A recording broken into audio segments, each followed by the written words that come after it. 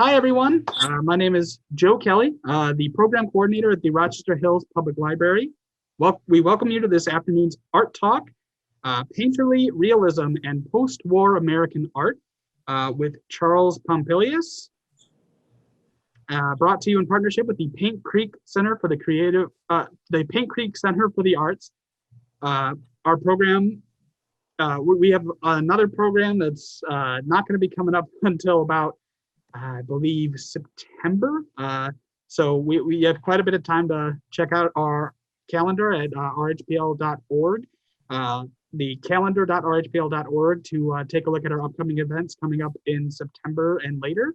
And you can go ahead and sign up for any of those that you find interesting. The program tonight is being recorded. It should be available on our website at rhpl.org or on our YouTube page about 1 week from tonight. Please note the audience will remain muted throughout the duration of the program tonight. You can feel free to leave any questions that you have, and I will be able to ask those, moderate that Q&A afterwards, and we can present those questions to Charles here, and we can answer as many as we can. Yeah, and Joe, if you don't mind, I'll take the questions on the roll. I'm fine with that. All right, and everybody asks questions. I already told you that, and ask hard questions.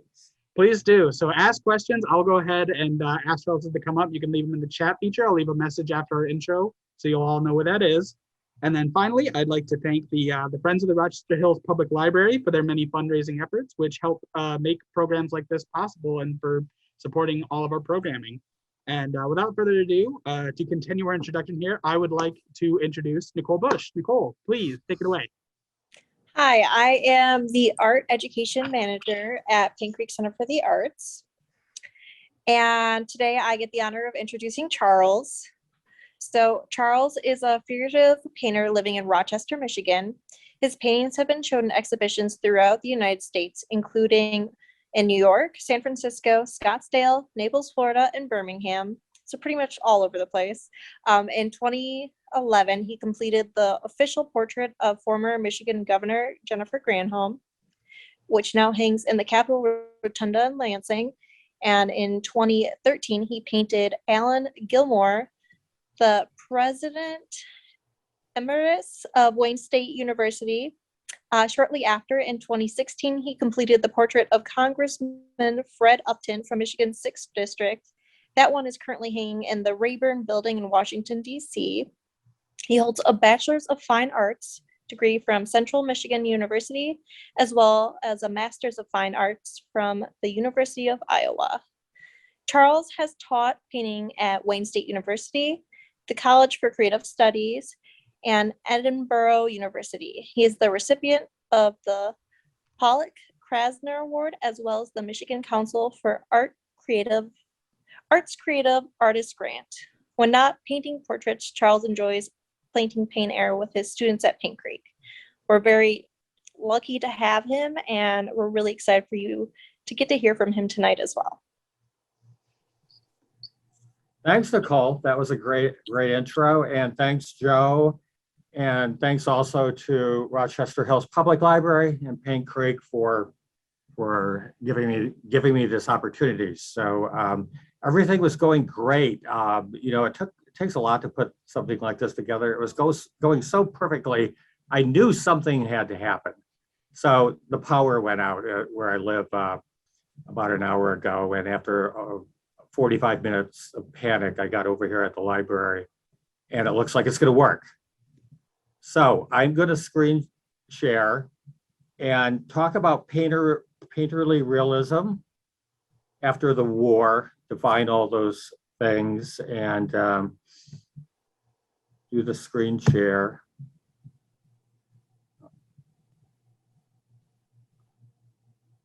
That didn't work.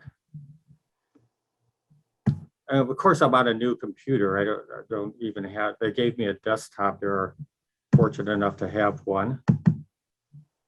Oh, here it is. There we go.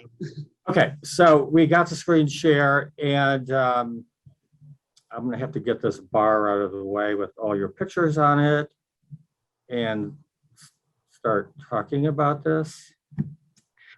Okay, that's good. And okay, what is painterly realism?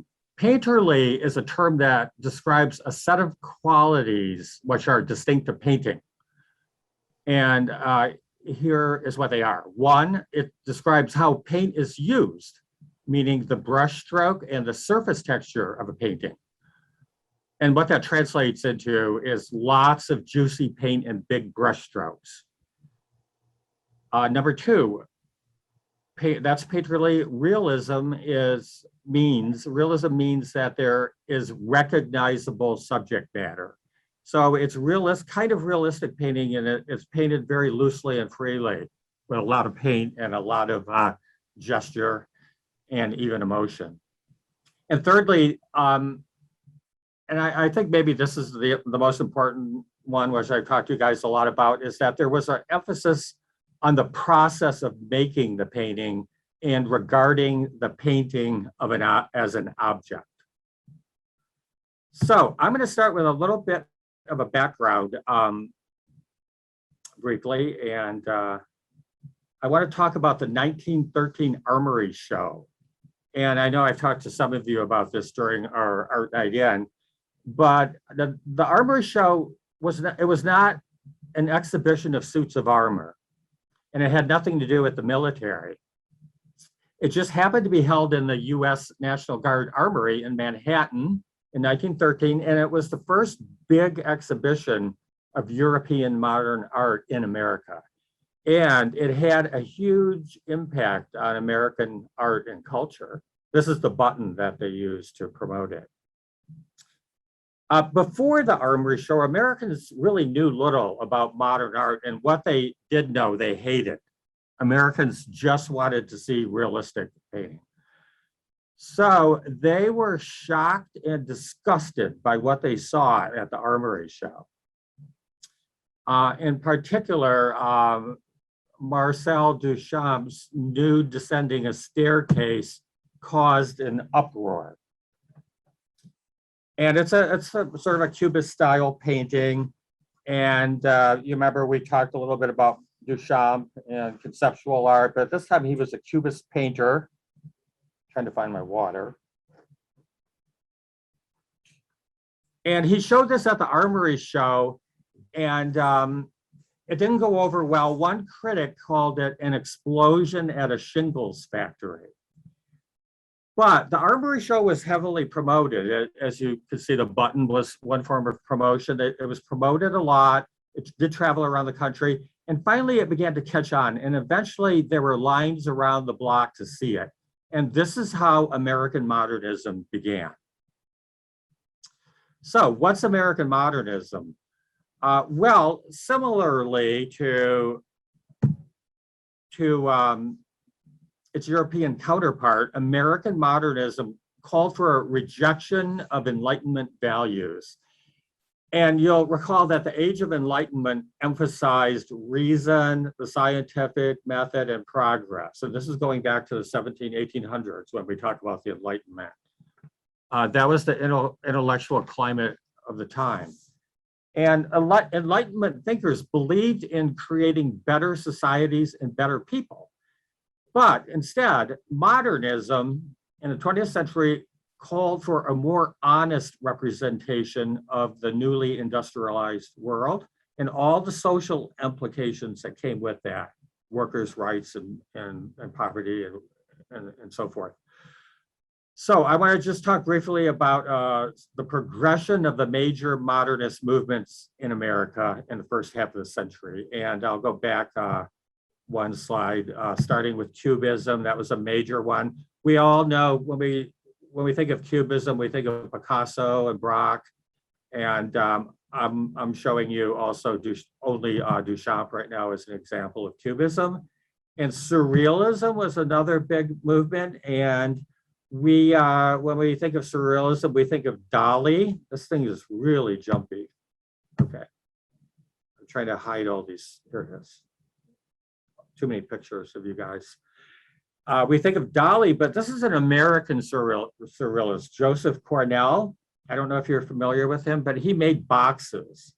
He collected things and organized them into little boxes, and they had a surrealistic content.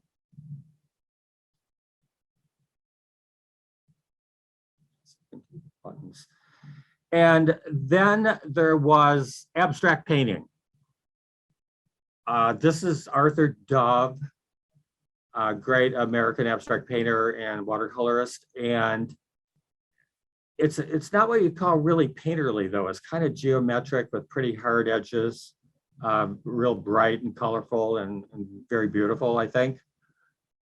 So we did have abstract painting. And we also had minimalism. This is getting into the 60s and 70s now, but who recognizes this? You should, because we talked about it a few weeks ago. It's at the DIA, all right? Anyone see that? Oh, you can't talk. I'm sorry, I forgot about that. Barnett Newman, the title is B.I., and it is a minimalist painting, which was a powerful movement in America in the 60s, 70s. And then there was photorealism became popular, where it was work that was painted from a photograph so that it looked like a photograph. There's no real interpretation with the paint. This is Robert Bechtel from about 19, I did keep dates. Bechtel painted this in, 1971, okay? So minimalism, photorealism, and of course, pop art with Andy Warhol's Marilyn Monroe. We've all seen that. And these were successive movements in the 50s, 60s, 70s, and sometimes continuing on. And they were rejecting the dominant movement of those decades, which was abstract expressionism. So I forgot to mention conceptual art. This is Michael Heiser's stone installation. So conceptual art was also an important movement of the time. So the major movement was abstract expressionism. Now, what's abstraction? First of all, there's semi-abstract. That's painting or sculpture where the subject is still there. It's still recognized. A lot of liberties and distortions are taken with the subject, but you can see what it is. So if you think back at the first slide I showed of Marcel Duchamp's nude descending the staircase, you could kind of tell it was a person going down the stairs, but it was a cubist painting. It was semi-abstract. And then there's totally abstract, which is non-representational. There's no recognizable subject matter. And that's what abstract expressionism was. It was abstract art that originated in New York in the 1940s, and it aimed at a subjective emotional expression with an emphasis on spontaneity. It was often called action painting. And Jackson Pollock was one of the most famous of the Abex painters. And he was often called Jack the Dripper because he laid the canvas on the floor and dripped paint on it. And they were huge. These paintings were huge. Let's see if I have the dimension of this. I don't have the dimension, but he painted it in 1943. And Jackson Pollock and Willem de Kooning were the two major abstract expressionist painters. And this style of painting dominated New York and the art world. In fact, Abex made New York the center of the art world after the war. It became the dominant style of painting for at least 2 decades. And it was extremely influential around the world. Even when I got to college in the 70s, that's what they made us do, whether we wanted to or not. And I did, and I loved it, and it influenced me a lot. But the movements that I just ran you through briefly, Cubism, well, let's say minimalism, photorealism, pop, and conceptual were reacting against abstract expressionism in various ways. And they rejected it. However, painterly realism kind of embraced it and took it and made it into something different.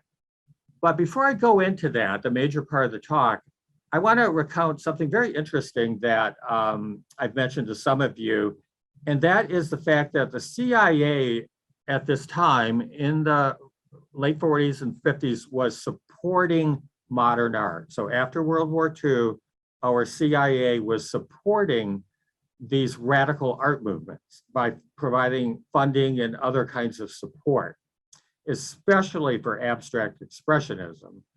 So, you know, you might ask, how did painting like this get to be so popular worldwide, take the art world by storm? Well, there was something behind it. Now, this is a rumor we heard at Iowa when I was in grad school at the University of Iowa in the 80s, but there were really no sources for us to kind of fact check it because there was no internet.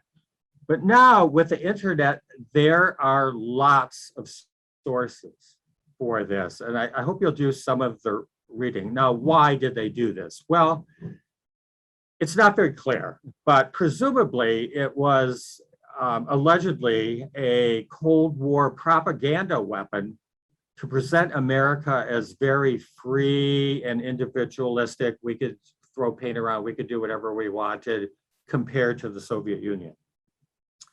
And if you believe that,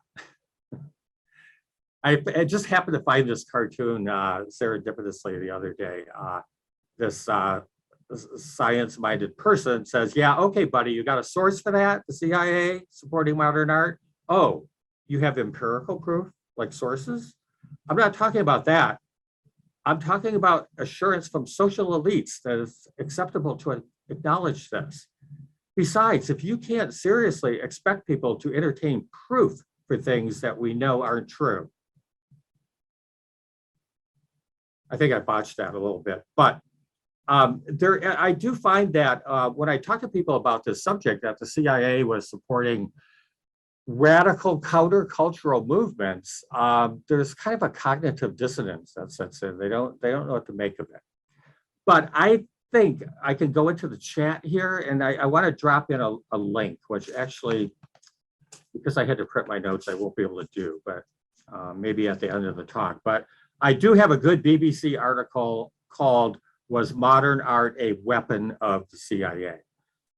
So leaving that behind, let's look at some of the painterly realists, which we came here tonight to talk about. And throughout all these upheavals in the art world, which I just went through briefly, there were many artists that just kept painting in a fairly straightforward manner. I like to call it easel painting. However, they and people like me were paying attention to what was going on in modernism, and we were really influenced by it a lot. So painterly realism, the work that we're going to look at now, comes out of abstract expressionism. They really loved abstract expressionism, but they wanted to bring subject matter, recognizable subject matter to it. So the following is a survey of painterly realism after the peak of abstract expressionism.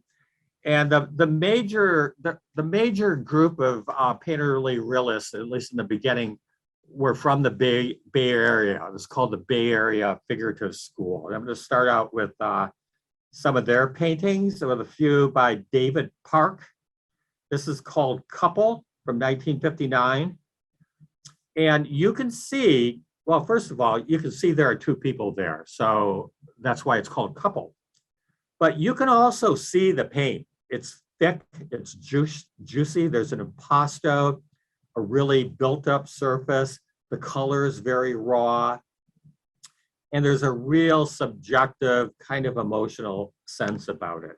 And I love David Park. He just, even I learned about him before I went to Iowa, and I still love looking at him. So here's another David Park. We did get our first question in. Okay, what is it? So Mary asks, do you think the CIA has ever since supported any other art movements? Other art movements? You know, that's a good question, because there there are art movements ongoing, of course. So I don't know. I'm going to have to look into that. But they did, since the support of abstract expressionism, were very deeply involved in the funding of the feminist movement and other progressive movements that would, it's counterintuitive. You wonder, why is this bastion, what we think of as a bastion of WASP culture, right? That would want to support tradition and cultural values. They're funding and covertly supporting these movements like art movements and feminism. I'm trying to think of the other one that there are sources for that are purportedly countercultural. So we're going to have to talk about it and try to figure it out. But thanks for that. Thanks for that question. And we got a follow-up as well from Nicole. Mhm. She asks, is the Bay Area figurative movement composed of the Bay Area painters, or are those two separate movements? It's the same movement. Okay. And one more, David Park. I love this one. Now, one of the characteristics of modern painting is that it's very flat. The space is very shallow. There's an emphasis on the surface and painting as an object. But he's clearly showing light coming from behind the person with the picture, and it's illuminating her face and her fingers and parts of the jug. So there are these concessions, or let's say a recall of some traditional ideas about representational painting. This is another great one that really, especially at Iowa, Richard Diebenkorn. He died recently, but just a great abstract realist from the Bay Area. And I went to the University of Iowa, and a lot of students who came there for grad school were from the Bay Area. I was hoping some might be here tonight so we could talk to them, but we looked a lot at Richard Diebenkorn. You can see again the aggressive, energetic handling of paint, the formalism, the way the shapes are put together to make the painting, and you can see the recognizable subject matter. But it's very common subject matter, just a woman sitting in a chair holding a drink. Same thing here, another Richard Diebenkorn. And it's something about the color that we talked about so much, and that was that the color seemed to, the light seemed to come from the color. It doesn't come from the sunlight shining through the window and making one side of her arm light and the other dark. There's a hint of that, but it's light coming from a particular kind of a blue, placed next to a certain green, which is on top of a kind of a carmine red. Elmer Bischoff, here's another Diebenkorn. And again, it's just, we don't even know, we don't see the faces. We don't know what's going on. That's not important. The narrative is not important. What's important is the form of the painting. In particular, the way it's put together formally, and the color and the light. Elmer Bischoff was another important Bay Area painter. Two figures on the beach here. I think he calls it Two Figures at the Seashore from 1957.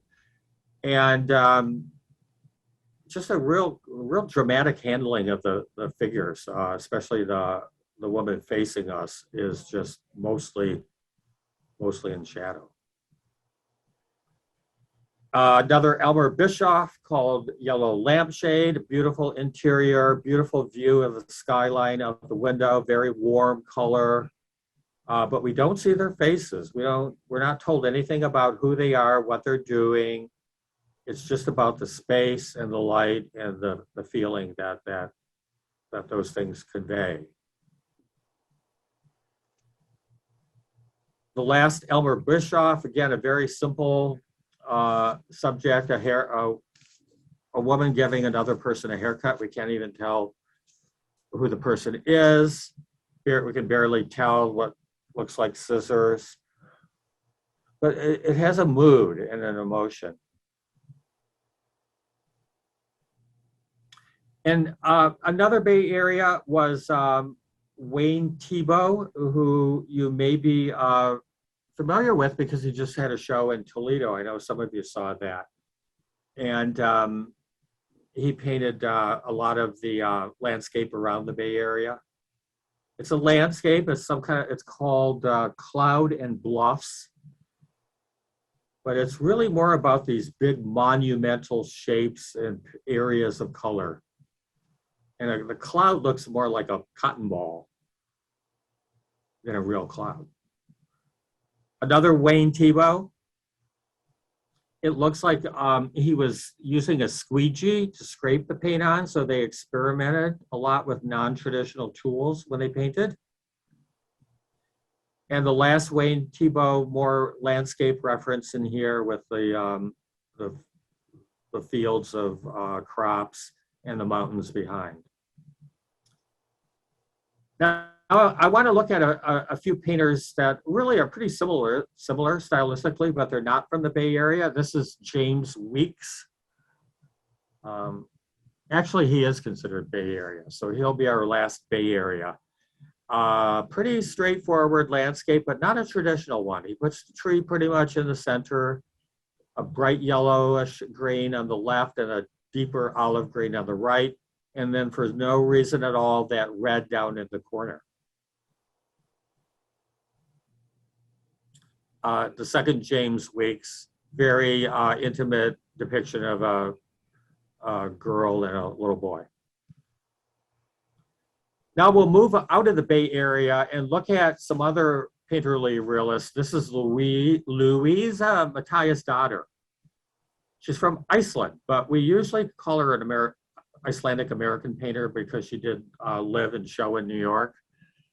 And this is called Brown Horse and Mountain from 1989. These are generally big paintings. I don't have sizes on all of them, but this is 25 by 32 inch. That's medium size, but they can get quite large. Another Louisa Matthíasdóttir, the sheep in the grazing in the farmland. Very simple shapes, strong color, bold shapes, and a pretty aggressive, direct handling of the paint. And the third one by Louisa Matthíasdóttir. Kind of looks like an Icelandic jacket that she's wearing. I don't know why it looks that way, but no faces again. The dog has a face, but the woman doesn't. And I'm assuming it's her. I'm not positive. So Leland Bell was another American painterly realist that I like to look at. And again, I'm going to start flipping through these images a little more quickly. Ask questions in the chat if you have them. I should be able to, I can identify all of them by name and many of them by size and date. But this one is called Croquet Party, 1965. It's pretty big, 42 by 60 inches. Pretty common subject matter. The family is playing croquet and it looks like they're posing for a family picture, and he painted it. And this is Leland Bell. He likes to often use these heavy outlines, black contour lines, in what looks like a party of some type. They're drinking, playing cards. Nothing real special about the subject. And that was called The Group. And this third Leland Bell, I love. I like it the best. It's very raw, heavy impasto, still no faces. We have no idea. I would assume that they're dancing. And I don't have any other information on this one. So in going through this, I discovered some new painters that I liked. I didn't really know a lot about. I kind of know who Paul Georges was. I have a couple by him. This one's called In the Studio. Interesting how he takes the pure primary colors of yellow, blue, and red. Standing there in the studio, artists paint themselves in their studio a lot, especially because they painted mostly from life. And you always have yourself as a subject. And another Paul Georges, I couldn't resist putting this one in. it's probably the only one that has an actual narrative, called Kissing the Face That Launched 1,000 Ships from 1996. I can hear you all laughing down there, or see you. And another person I want to say a little bit about, Graham Nixon. He's a painter that teaches at the studio school in New York. And you may remember I talked about the drawing marathon that he does in New York, where you go there for 10 days. And it's very intensive. You draw all day and all night. And if you just want to really do something special for yourself, I would consider doing it, because I know people who have done it and it transformed them as artists. It took them out of this tiny little provincial, really meticulous paintings of little things on little paintings. That it just blew it up and exploded it into energy and life. We have a Another. we had a comment here from Mary who says like that they can imagine people looking at pieces without faces, and think the artist is being lazy. And what would you say about that? Okay, I'm sorry, it was kind of garbled. Just kind of simplify the actual question, please. Sorry, they said that they can imagine people looking at pieces without faces and think the artist is being lazy. And what would you say to that? No, it's not because they're lazy, because again, it's kind of a provincial way of thinking about what painting is. And this was about, again, these painters were reacting to abstract expressionism and all that came before it. So it's about the color, the gesture, scale, shape, not about telling stories about people. That doesn't mean they weren't lazy, but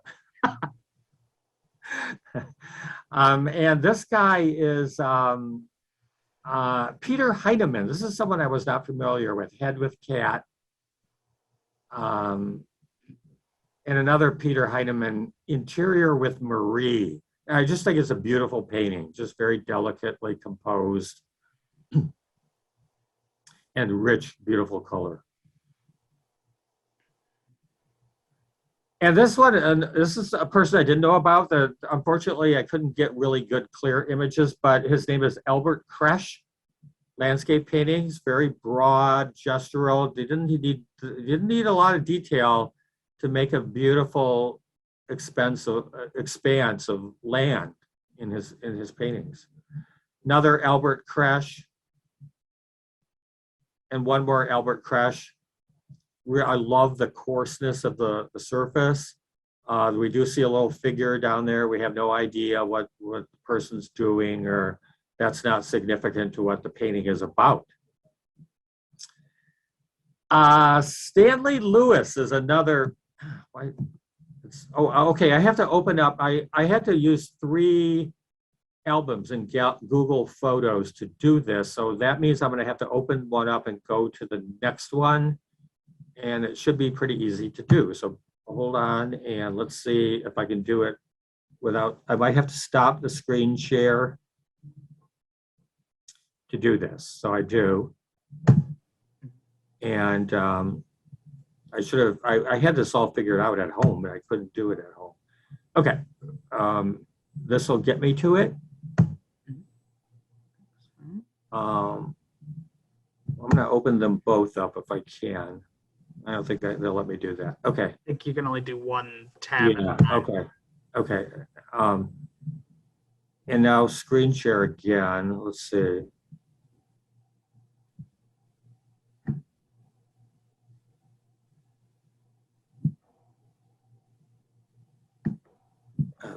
They move these boxes. Okay, I think.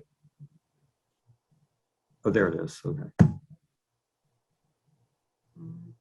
Can you minimize your, here it is. I can't get the zoom icon. Okay, how do I get back to the screen share now? It should be, are you seeing the Zoom screen like? I see the zoom icon on the toolbar, but your picture is in front of it and I can't. There it is, okay. There's always a way. Okay. Now I'm not gonna. I'm gonna go quickly. So I know you've got to eat dinner and everything, and so do I. But I'm gonna see if I can make this full screen. They just keep moving all the buttons around. Full screen.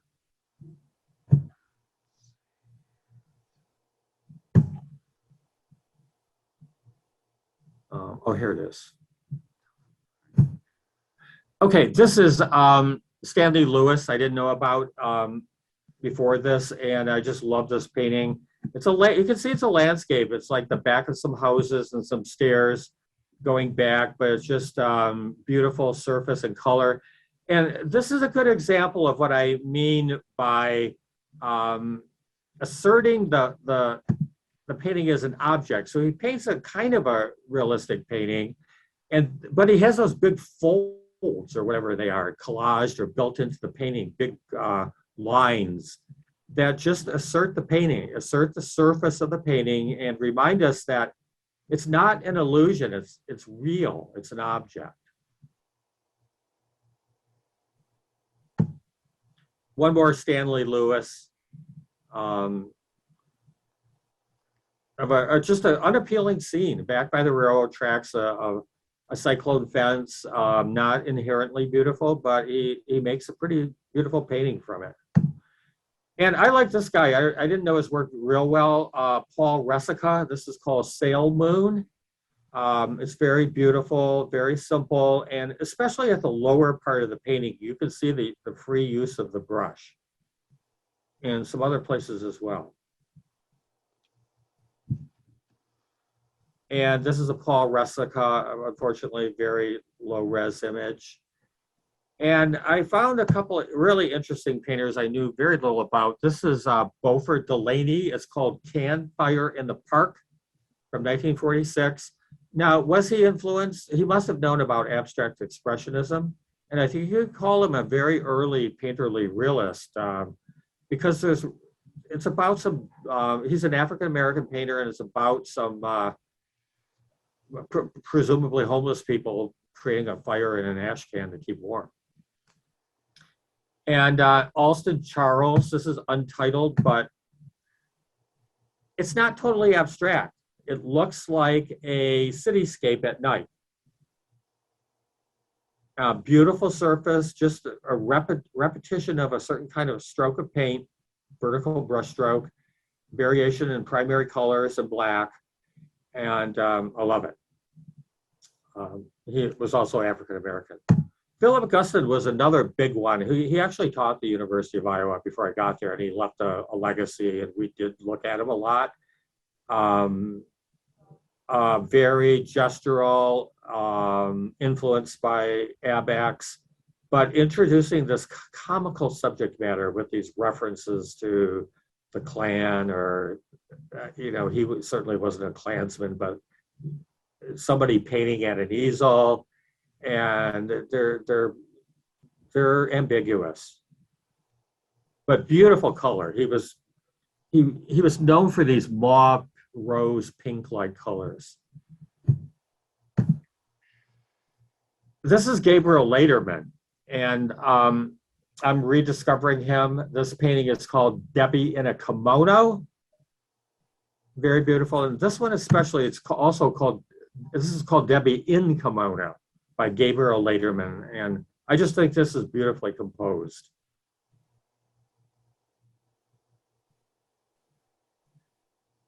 So this is a neglected painter that seems to be getting some attention lately, Albert York. I think you'll find him very interesting. He has shown for a long time at a good gallery in New York. I think he's largely self-taught, and they're very small paintings.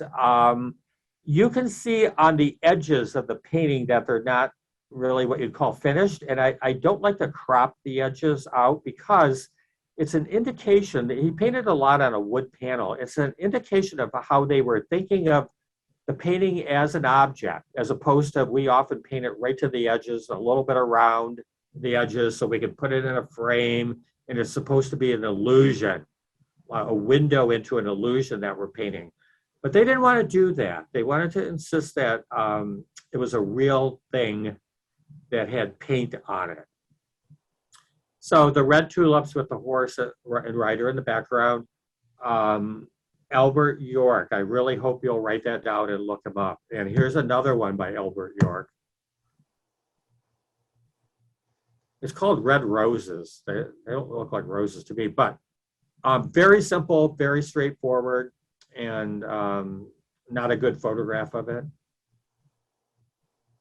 And I love this one by Albert York. It's called The Cow, or just Cow, it's called. Very perfectly drawn.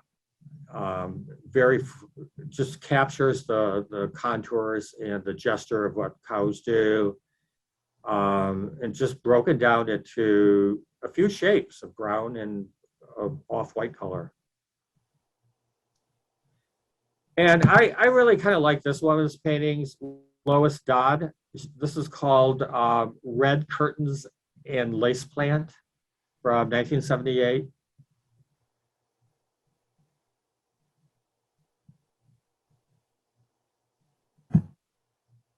Another Lois Dodd. This is called View Through Elliot's Shack, looking south. So apparently she's outside this shack that somebody lives in that she knows, and she's looking in the window, and we see the reflections. She painted a lot in Maine. She did have a studio in New York, but she painted, as many New Yorkers do, upstate or further up into Maine. And one more Lois Dodd. I love this. Now there is a narrative here, obviously. Burning House Night with Firemen, it's called, from 2007. Oil on linen. It's huge, 117 by 163 inches. It's telling a story. Most of these do not, but this one is. And this is another painter that we like to look at a lot. When I say we, I went to grad school at Iowa. There was a tradition of painterly painting there. And these are the kinds of artists that we looked at a lot. And this is Nell Blaine. She was I think, an under-recognized New York painter. This is called Figure in Summer Interior from 1966. Just a kid sitting in a chair, nothing going on, but beautiful color and light and paint. Well, I shouldn't say she's unrecognized. This is in the Whitney collection in New York. Another Nell Blaine, and I think I just love this view of a marina. It's called Gloucester Harbor from Banner Hill. Gloucester Harbor from Banner Hill from 1986, oil on canvas, 24 by 20 by 46, and she probably painted it plein air. Maybe touched it up in the studio. How much was photographs used by these people? I can't say that they didn't use them at all, but they shunned the use of photographs. And one more Nell Blaine. This is called Red Candles and Four Bouquets. Look at the frame. It's a strip frame. This is from 1978, and this is about the time I was undergrad and a little bit after, but I think I told some of you that it was a trend at the time to just buy lattice. You could get it like at a hardware store and tack it on the edges of the frame. And that's how we framed it. And it only cost a couple dollars. And it was the look. It was the look you wanted to go for at the time. And I think it should come back. They're not mitered. You didn't have to miter it. You just had to hack it off at the right length and tack it in with little finishing nails into the stretcher. And this is Jane Freilicher, called The Painting Table from 1954. So again, what do you do when you're a painter that likes to paint from life, but let's say it's a really rainy day and you can't go out? What do you paint? Well, you paint what's in your studio. So you don't have to set up a beautiful arrangement and a bouquet and all that stuff. You just look over at your table and you just see what's there. And you can find a lot, and she turns it into just this amazingly colorful, buoyant, joyful painting of a bunch of stuff on her studio table. Another Jane Freilicher, This one is called, I don't have the name for this, but she often painted flowers with a landscape behind them. You may remember I've showed you some of them where she would put them on her windowsill. She had a studio in Manhattan. She often painted upstate. But in the studio, she'd put flowers on the windowsill. So we looked at the flowers and we looked past them to the New York skyline. And here's the Jane Freilicher called the Straw Hat, a lot looser handling of the paint and color. Color's a little more muted, from 1958.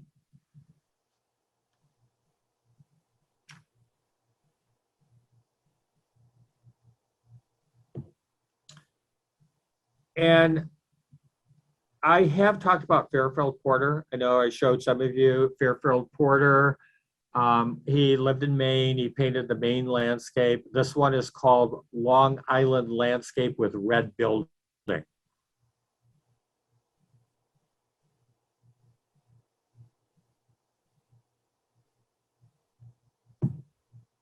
Fairfield Porter, Girl in a Landscape. Just beautiful light, beautiful color coming up from the water, illuminating her from the back. We don't know who it is. Not a lot of attention given to the face. It's about the light and the color and the paint. One more Fairfield Porter is called House. Just an ordinary view of a house. You can see this. It's the light that makes it special. It's very green, like we've been doing in plein air. We're talking about all that green out there.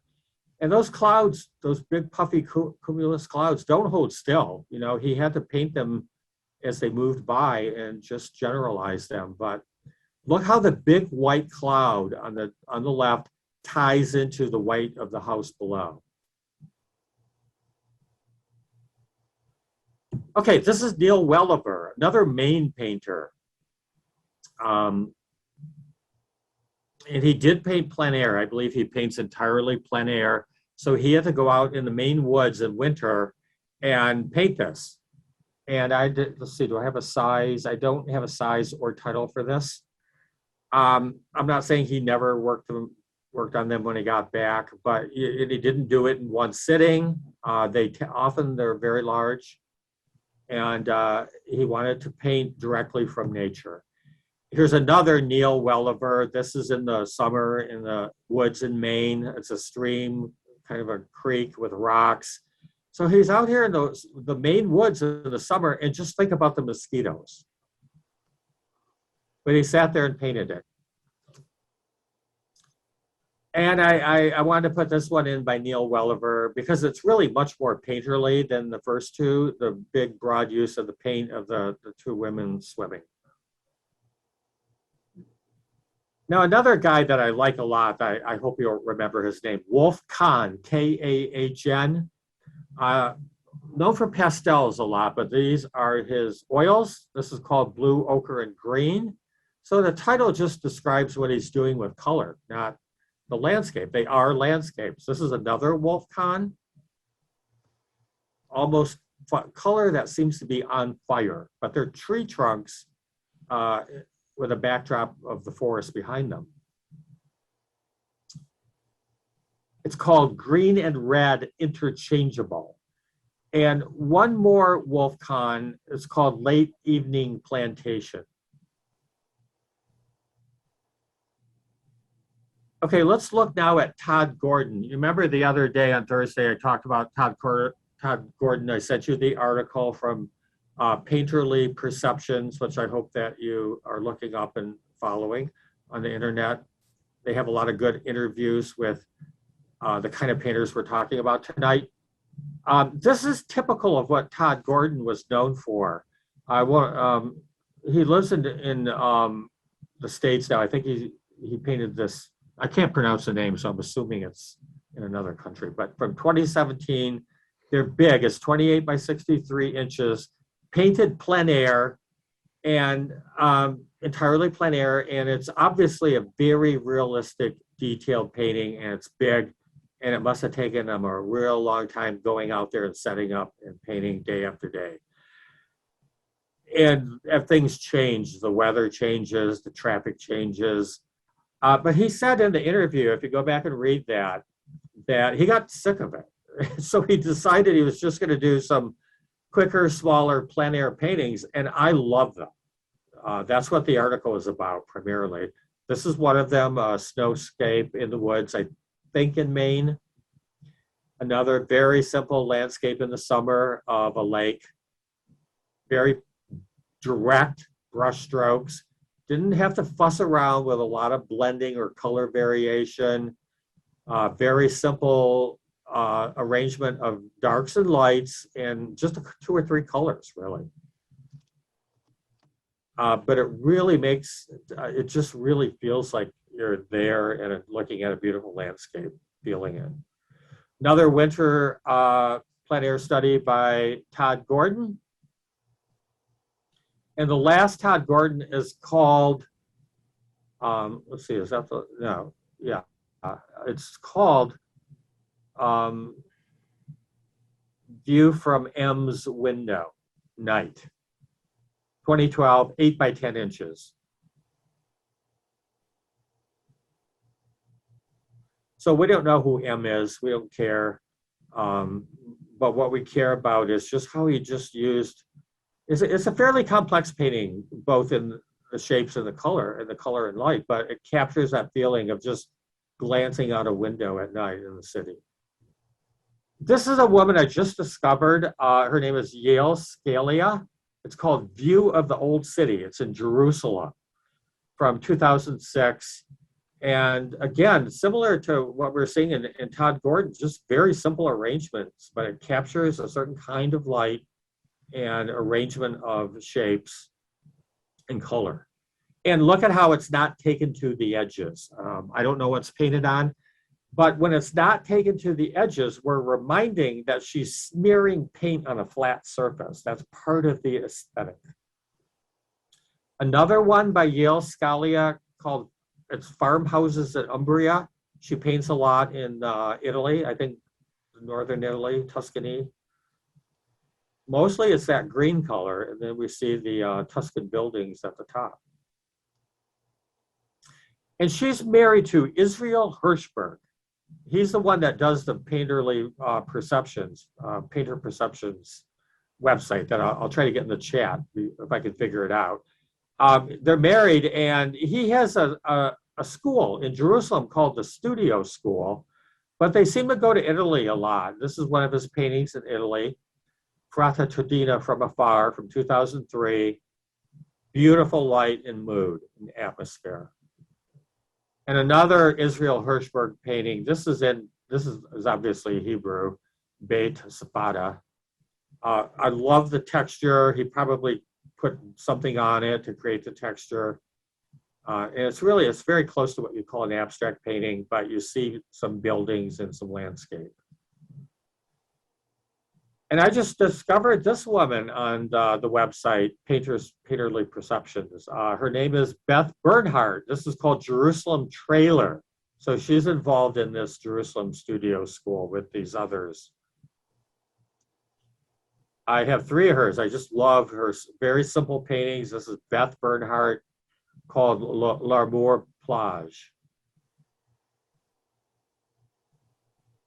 And this is my favorite, beautiful landscape reminiscent of Corot, Turner, some of the English landscape painters, French landscape painters from the Barbizon School. And this is called Clouds in the Silleray.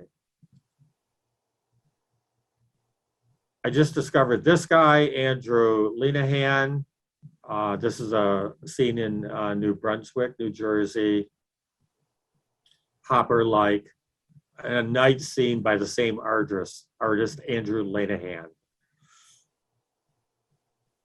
It's called 42nd Street at Night, so he paints in New York. And this is an artist I just discovered, Antonio Lopez Garcia, called The Apparition.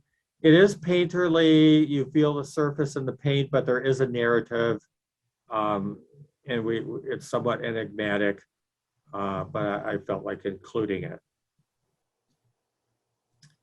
And you all know Bo Bartlett by now, right? Because he has the show up in Flint, which I hope we can get up to see. It's a drawing show, but I wanted to show you a couple of his paintings. Is he a painterly realist? Well, barely. I think he's included, his paintings are all about a narrative and symbolism and trying to figure them out. We can talk about that sometime, but often striking imagery, like this one, which is called Leviathan.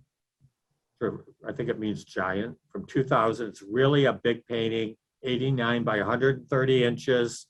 Another Bo Bartlett called Lamb. That's him, I think, holding the skinned lamb, sacrificial offering, however you want to interpret it. And the last Bo Bartlett, I don't know what it's about. It's real heavy on narrative. But they are beautiful, big paintings, very dramatic, and he has the show up in Flint right now. So I want to show you artists now. We're getting close to the end, but I have to pull up my third Google Photos album. So bear with me again.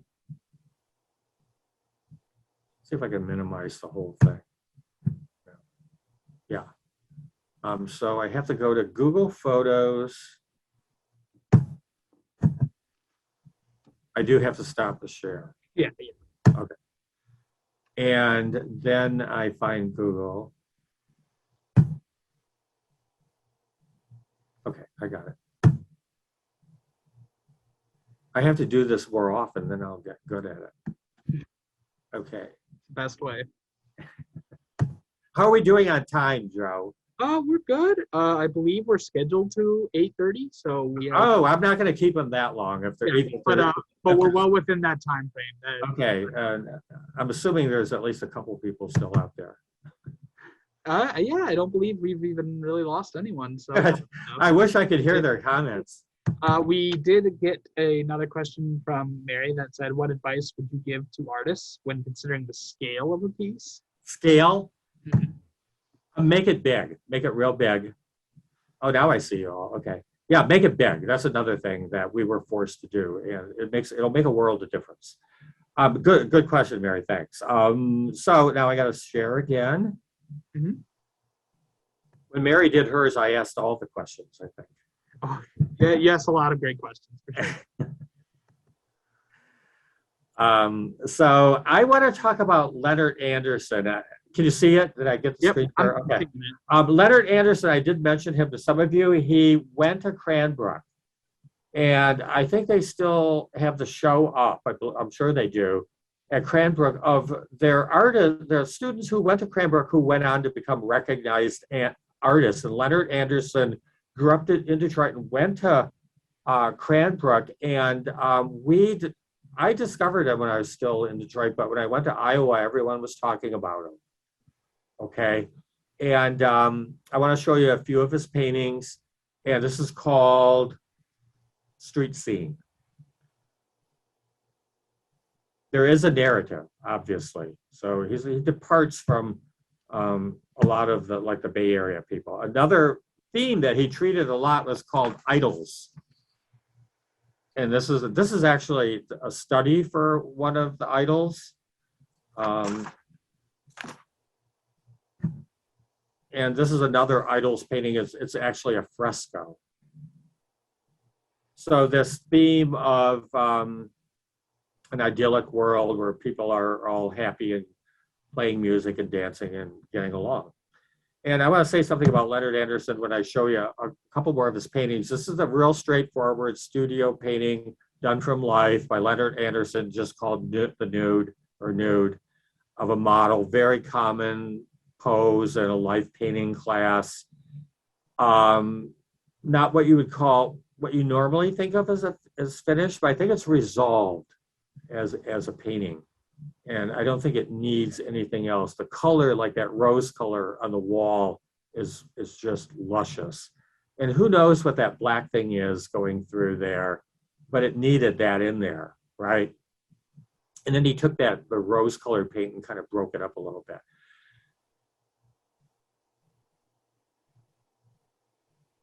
And Leonard Anderson, another nude by Leonard Anderson.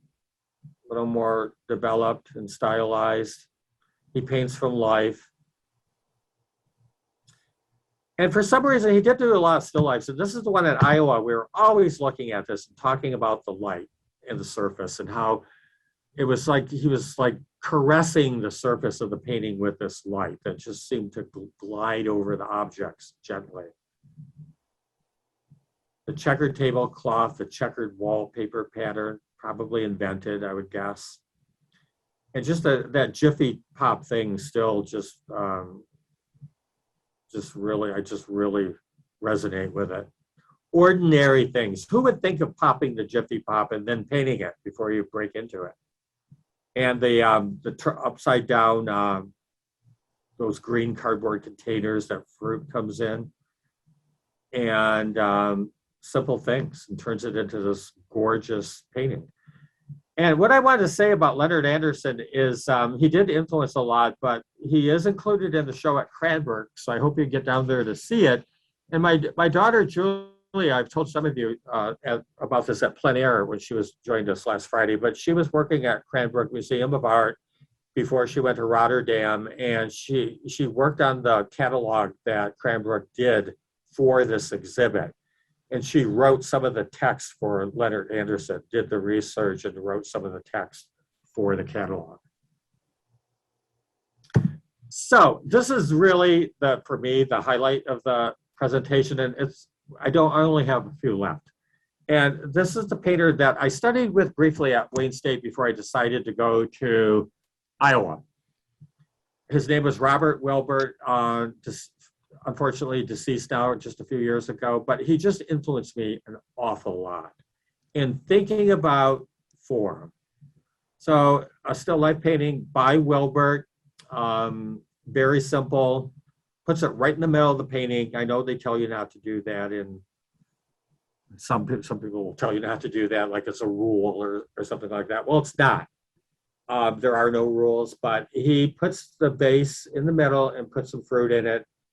And I just can't stop looking at it. I can look at the relationships of the shapes and colors a long, long time. It's like music. If you listen to Bach and the fugues and the variations, it's just, you can hear subtle variations in that kind of music, Baroque music. And that's what I see in these deceptively simple painters, many of them that we've looked at tonight, especially Bob Wilbert. Here he is, and he painted himself a lot, again, because he painted from observation in the studio. The studio was often the subject of the paintings. It's a type of genre painting, the studio. But a lot of self-portraits, and just this kind of light and color, like that apron color echoes the color of the statue behind him and has a relationship to the color of the mannequin. And another self-portrait by Wilbert. I'm trying to get rid of this little thing that they keep popping up. But they want me to keep it, okay. It's very simple and straightforward, simple blue sweatshirt. But down in the corner, he sneaks in that little mannequin head. These paintings have this silvery light, similar to the Anderson still life. Hard to describe, but he's the one who really got me thinking about what painting is in the 20th century. So I just owe him a lot. And he influenced like a whole generation of Detroit painters, quite a bit, whose many have gone on and done well. Another self-portrait by Wilbert. Portrait by Wilbert of his wife, Gretchen. I think you've probably seen this. We see it a lot. Just the daring to paint those, whatever that veil thing's called with the X's in it. Symmetrical, centered. He did talk about that. I won't go into it, what that's all about, but we'll talk about it in class. He gave a talk at the DIA once referencing Greek and Egyptian sculpture, the differences in the gesture of the figure. And he did paint the full figure often on a large scale. The DIA has one. You may have seen it. It's a reclining figure, similar costuming. I couldn't find a good image of it, but you can see it at the DIA. And this is the last Wilbert, I believe. No, this is the second to last, a big still life. It's real big. I've seen the painting. It's extraordinary. Intricate composition. He talked a lot about how you lead the eye and construct relationships on an abstract level in a painting, independent of subject matter. Obviously, he's a realistic painter. He can make things look shiny and real, and he knows perspective. But it's kind of like the vehicle for the beauty of form, light, and color for artists like the ones we're talking about tonight. And I want to throw in this last Wilbert because he did paint loosely and broadly when he wanted to. A very expressionistic painting, similar to some of the early ones we looked at. This is called Bathers Kissing. And I want to show you a couple by this painter that I discovered a couple years ago in London, Nicholas Granger Taylor. His work reminds me of Wilbert because he paints from observation, beautiful light, symmetry, puts the subject in the middle often. Nicholas Granger Taylor, he does a lot of portraits on commission. You have to look for him. He should be more recognized than he is. But you get the feeling of the paint being scraped and dragged on the surface, at least in places here. So he does commission portraits that are very realistic and look like the person, we assume. But I want to show this because this is how he starts his portraits. He starts them in a very broad, gestural, painterly way to kind of really get into the basic relationships of value and shape and color. And then he refines it. Then he builds the detail into it so that he doesn't end up with something that looks stiff and manicured. He keeps the energy in the paintings to the end. Another one of Nicholas Granger Taylor in the studio in London. And a final, I think that's the final still life by Nicholas Granger Taylor, very simple. Just look at the chocolate, whatever it is, covered in foil and the color, cup color, other colors reflected in it, just gorgeous. Even the spoon reflects the cup color. And the background, there's not much to say about the background. It's all about the color and the light in these simple objects. So now I'm down to the grand finale. I want to show you some paintings by a few friends of mine, just one each. Deborah Kirkland, she joined us one night at Art Night Inn, and she's doing some watercolor paintings now that I think are extraordinary. This is called Bouquet and Stems Crossing from 2021, 22 by 21 inches. And she went to the University of Iowa. She's from the Bay Area, or kind of there, lives in the Bay Area now, and came from the West Coast and went to Stanford, actually.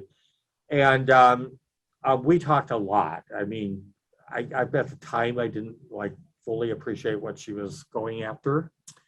And now I do, and she had a real big influence on me. And this is Robert Poplack, her husband.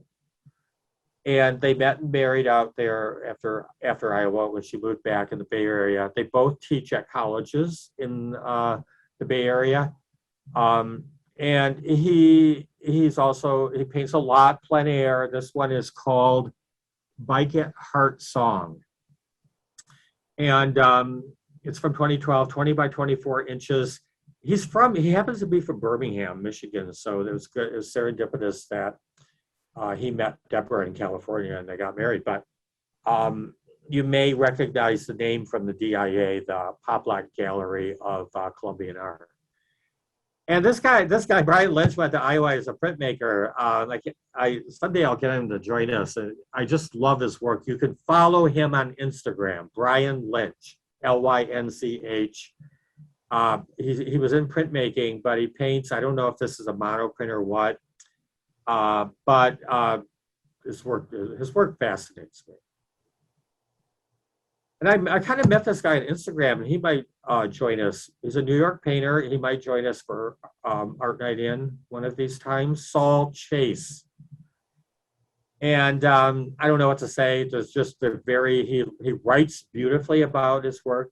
I suggest you follow him on Instagram. And I think you can see why he fits into the painterly realist movement. Arbor Lane, it's called. And finally, I'm ending with one of our own, Patrick Wise, who couldn't join us tonight, but I think he is up in the Traverse area, Sutton's Bay area. And he's just doing these wonderful little paintings of the landscape up there with water. And just look how simple the figures are painted here. And look at the reflections of the water. It's just like one green brushstroke that comes down. But it really looks like you can feel the water. You can feel the beautiful area up there in the Traverse Bay, swimming on a warm summer day. It doesn't take much to capture that if you understand light and color and shape and what paint can do on a flat surface. And that is the end. It's called Zorn Beach. It's only 8 by 10 inches. He's on Instagram also, Patrick. Okay, now how do I get out of this? Stop share. And if I can I get into the chat here? Yeah. Joe? I don't, I see it now. Yeah, right next to the share screen button. And to everyone, I can't do it because I can't copy and paste. I was going to do it at home. Are you looking for the website you were talking about earlier? Yeah, I have 2 websites one's called paintingperceptions.com. Okay, I think that should. Okay, I think that is the website there. It'd be great if you could. There it is. Yeah, and the other one is called painterstable.com. There's a dash between painters and table. painters-table.com. Okay, great. Thank you very much. I was going to put in my own website and my classes at PCCA, but everyone kind of knows that and they can find me anyway. But those were the important ones. My students are required to look those up and study them tonight. Excellent. And talk about them tomorrow. We have painting tomorrow. And I just got a ridiculous question here. Somebody wants to know what my favorite color is. Who would come up with a question like that? Can I read them? There are questions here. Can I? Sure, yeah, you can read through that here. I can imagine, Mary says, I can imagine people looking at pieces like these. Oh, we already did that one. What advice? Okay. What is your favorite color?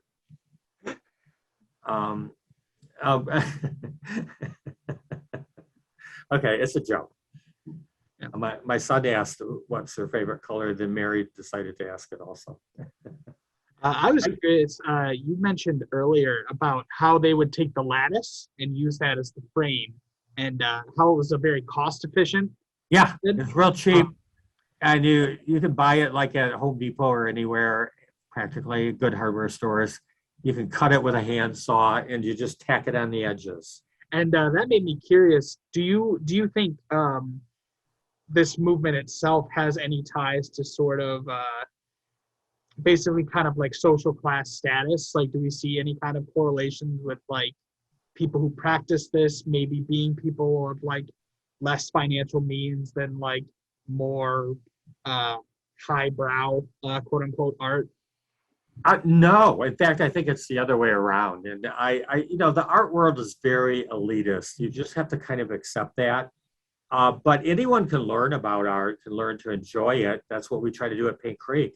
Not that we're lowbrow at Paint Creek, we're not. We have really good students, but we have good faculty too, and that's a good place.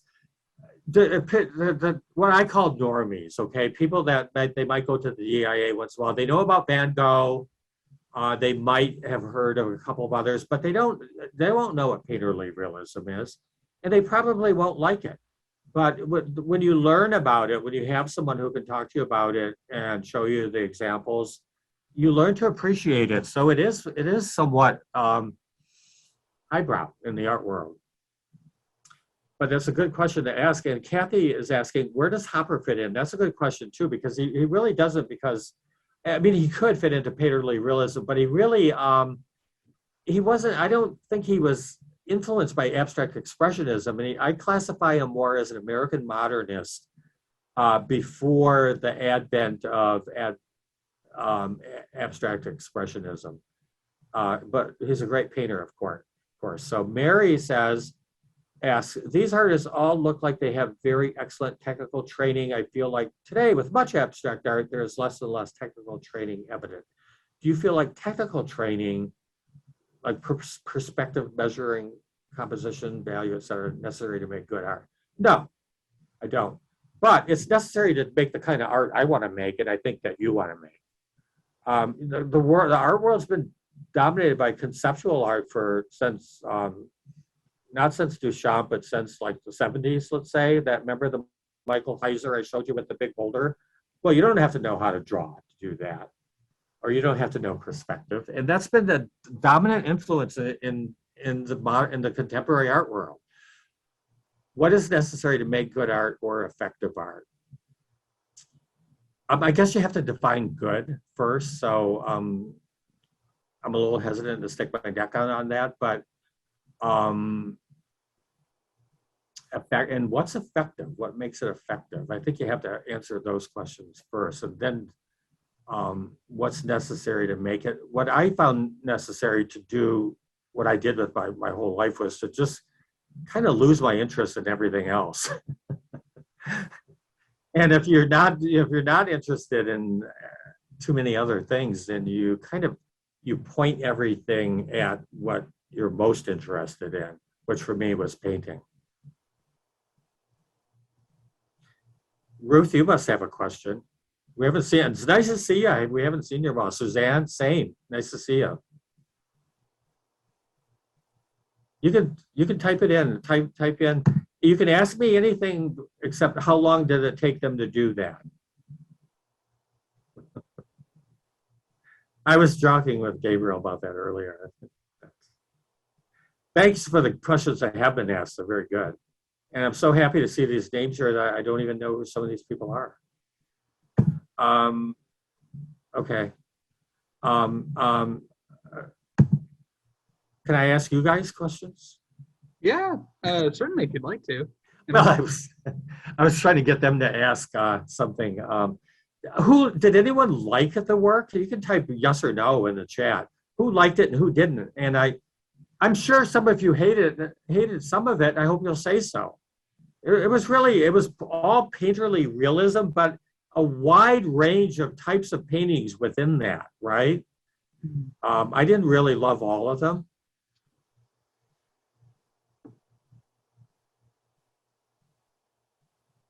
Oh, I thought I saw something. Yeah, we got one yes from Mary. Yes, okay, great. Nicole liked most of it.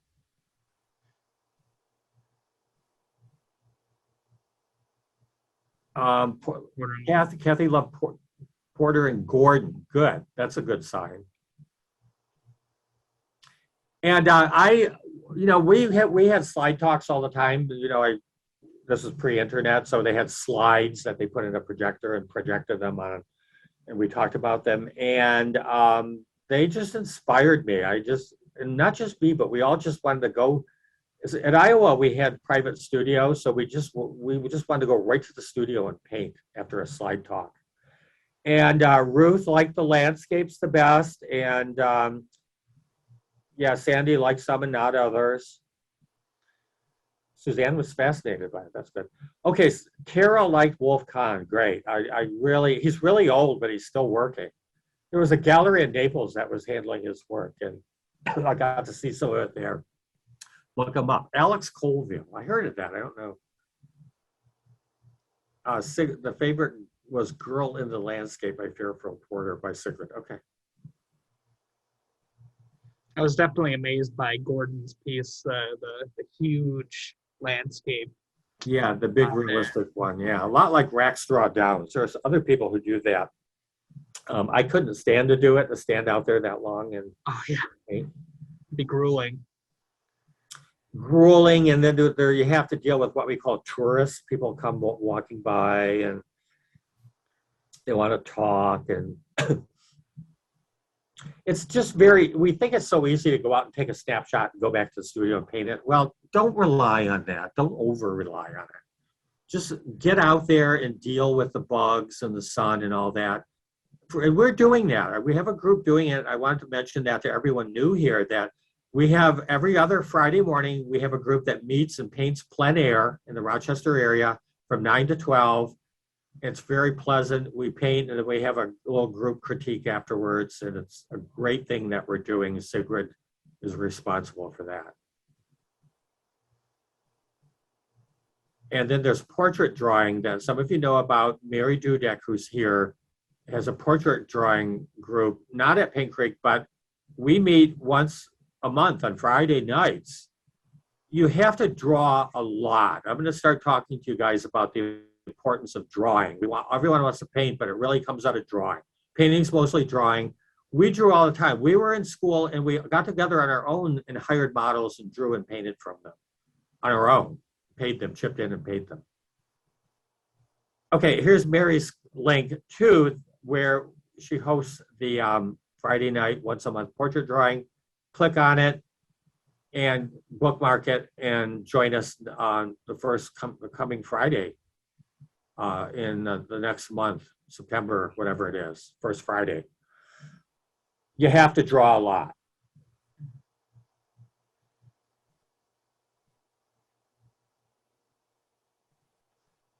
I'm glad this came off because after I lost my power, I thought, and I didn't know how we would cancel even, how we did even do that, but I'm glad we got to do it. I really enjoyed it. I hope somebody asks an outrageous question before we're done. One more that's not ironic or comical. There's usually someone that doesn't get it, you know, doesn't want to get what happened in the 20th century. It doesn't mean you have to like it, but I think you have to get it. Even if you want to be a reactionary, you have to understand what they were doing and why. That's why every other Tuesday night, I forgot to plug Art Night In. Every other Tuesday night, Nicole hosts Art Night In from Paint Creek. We do it on Zoom, and anyone can come to it. They can show their work, whatever they want to talk about. They don't have to do anything. They can just listen. It's a really good resource. I can't believe it. When I was in school, we never missed anything. We went to everything. And I think you should come to these things if you really want to see your paintings move along. And I talk about different periods of art history because it's important that we know about something about the context, the cultural context in which we make art. It's part of that. There's a symbiotic relationship. Pardon me? Excuse me, sorry. Oh, the library's closing. I just heard the loudspeaker. Okay. And there's the Alex Colville link. Thank you for that, Carol. Carol says, I'm interested in art that gets overlooked, not because it lacks quality, but because the painter is somehow not someone we notice. So for example, Colville is Canadian. Yeah, it's, you know, the art world works the way it does. It's a business, it's political. And one of the most wonderful things is to discover one of these artists that you never heard about, and they're just as good as anyone that you have heard about. I've heard of Colville. I just can't place his work right now, so look him up. And since we're right on the border, we should pay more attention to Canada. Yeah, we should move there, maybe. A lot of people threatened to, but they never did. So what would I ask? I would ask, what would I ask? Well, I try to ask questions when we used to have our openings at Paint Creek, but I always want to know things like, what do they see? What's the value of your artwork? What value do you see in it? Is it essentially decorative for people to hang in their homes and look good? Is it meant to make money? Are you doing it to make money? Are you doing it because you have a big ego and want lots of attention, like all artists do, really? We are narcissists, not pathological necessarily, but you do have to really think something of yourself to make art and to put it out there. And why are you doing it? And why does it have value? And is it meant to, we were told this over and over in our school, that art should be disturbing. I heard that at Central, I heard that at Iowa, I heard it over and over and over again. And a lot of contemporary art is disturbing in different ways. I don't know what I think about that now, but I am interested in art that's provocative in some way. I'm not interested in just pretty little pictures to decorate with. I think you all know that by now. I try to be nice about it. Okay, Sigrid says, I think art is about feelings and I enjoy the story it can convey. Okay. I've de-emphasized narrative and storytelling, but you can see that a lot of those painterly realists we just looked at were telling a story, like the house burning down and things like that. It's just too often that we do have to make some kind of a distinction between what painting can be and what illustration is. I know they can overlap. It's not like, there's a permeable distinction between them, but it's fine art. It's high art. We put the bar really, really high, and I'm not interested in illustrating books. There's a difference. It may be oversimplifying it a bit, but I think an interesting kind of way to kind of go out on this is to say, if you're somebody who's making art or interested in making art, looking at this painterly realism movement, what do you think you would say should be or could be a good takeaway for an aspiring artist or budding artist from looking at painterly realism in terms of their own work? Yeah, that's a good way to put it. And I think I'll start by saying that art is mostly about other art. I know that's a very simplified statement, but more than anything, I respond to other art. And with the painterly realism, I wanted to talk about it tonight because I think it's so important that we just you hear this too much, but you just have to loosen up, where I had to go through it. I still have to remind myself, but we get this tiny little brush and we get up there, we try to figure out, well, why doesn't it look like a nose? And how do I make it look like a nose? And those paintings that we looked at, we just saw none of that, really. We saw bold, determined painting. And I remember a guy, I went to Skowhegan, it was George O'Neill. I think he passed away, but he was getting a lot of attention in New York at the time. And he said that he was talking and showing slides, and he was talking about what we were just looking at. And he said, if you haven't had this experience, I don't agree with how he put it, but he said, if you don't have this experience of painting, this big, bold, letting it all out on a great big surface, at a certain point early on, you're never going to get it. Well, I don't believe it. I think we can get things throughout our lives. But you have to have this experience. That's what Graham Nixon does at the studio school in New York. And I try to do it in my own small way. If you took classes in college and went through an art program, they weren't that nice. They made you. They embarrassed you is how they got you to do it. But you have to have this experience to get out of this. I'm using the word provincial or just this kind of narrow. Let's paint a pretty little picture of my vacation and things like that. You just have to let go of that temporarily. You can go back to it, but that's what we have to do.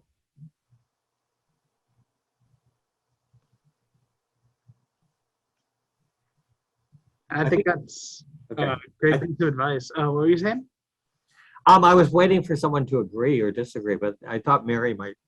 I think Mary would agree if she's still there. But yeah, she's here. I know her talk. Our talks had some similarities, but she really went, and she does agree with what I said. But she went. She's talking about this academic revival, this Adelaide revival that's going on, and I'm really glad that she talked about that. And you can get that at Paint Creek. We have this.